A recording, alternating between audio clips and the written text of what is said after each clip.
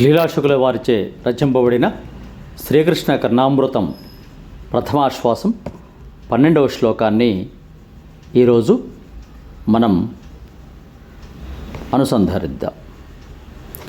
నిఖిల భువన లక్ష్మీ నిత్యలీలాస్పదాభ్యాం కమల విపిన వీథి గర్వ సర్వంకషాభ్యాం ప్రణమదభయదాన ప్రౌఢి గాఢోద్ధతాభ్యాం కిమపి వహతు చేతః కృష్ణపాదాంబుజాభ్యాం.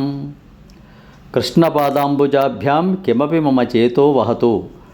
శ్రీకృష్ణస్వామి పాదారవిందములనడి గమ్యస్థానము కొరకు నాకు తెలియకనే నా చేతో వృత్తి ప్రవహించుచుండునుగాక అని లీలాశుకుల వారు ఆ కృష్ణ పాదామృతం చెంతకు తన మనస్సు తనకు తెలియకుండగానే చేరుతోంది, చేరాలి అని ఈ పద్యంలో ఆశిస్తున్నాడు.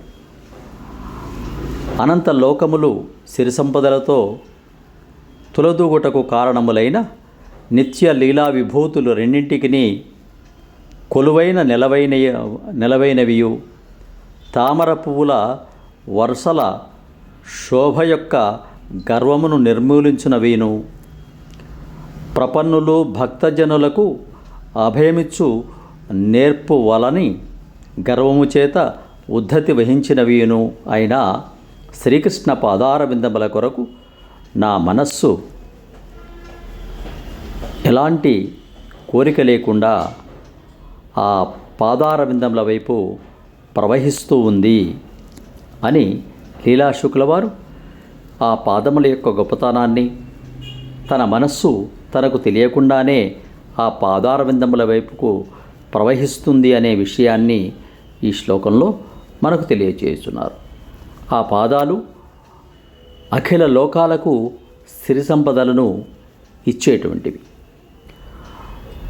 తామరపూల వరుసల యొక్క శోభాగర్వమును అణిచేటువంటి ఎర్రనైన పాదములు.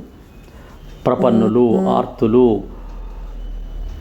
భక్తజనుల యొక్క కోరికలకు తీర్చుటకు అభయమిచ్చు నేర్పుగలిగినటువంటి ఆ పాదాలు.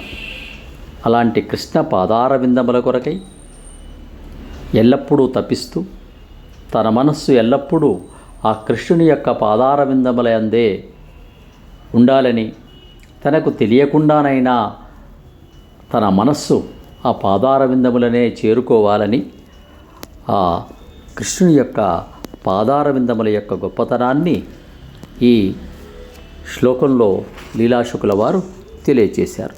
శ్లోకాన్ని మరొక్కసారి అనుసంధానం చేసే ప్రయత్నం చేద్దాం.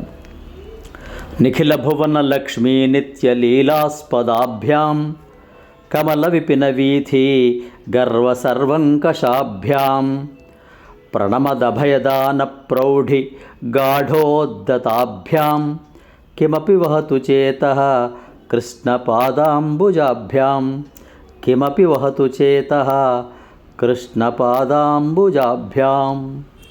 సబ్స్క్రైబ్ ఆచార్య శ్రీ శక్తి ఛానల్.